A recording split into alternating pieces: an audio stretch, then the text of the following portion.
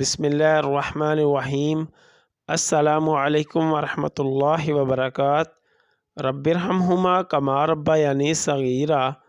اے میرے رب، میرے ماں باپ پر اس طرح رحم فرما جس طرح انہوں نے بچپن میں مجھ پر کیا تھا۔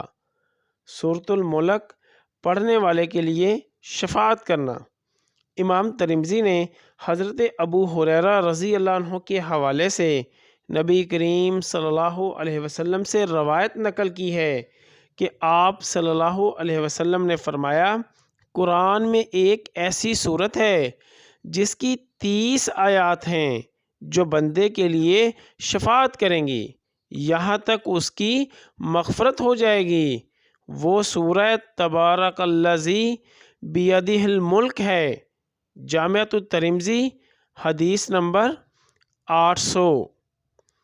سورہ ملک تبارک الذی بیدہ الملک کثرت سے پڑھا کریں اور اس کو پڑھ کر مرحومین کو ثواب بھی پہنچایا کریں، اس لیے کہ حدیث شریف میں آیا ہے سورۃ الملک کی 30 آیتیں برابر پڑھنے والے آدمی کی اتنی شفاعت کرتی ہیں کہ اس کی مغفرت کر دی جاتی ہے۔ ایک روایت کے الفاظ ہیں، اپنے پڑھنے والے کی مغفرت کا اس وقت تک سوال کرتی رہتی ہے کہ اس کو بخش دیا جاتا ہے۔ عذاب قبر سے بچانے والی۔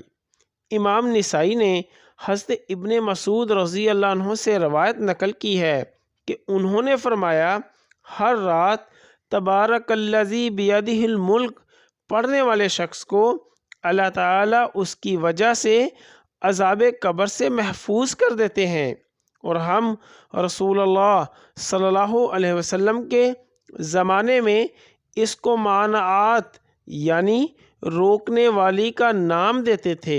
وہ کتاب اللہ میں ایک صورت ہے جس نے اسے ہر رات پڑھا اس نے بہت زیادہ اور عمدہ کام کیا۔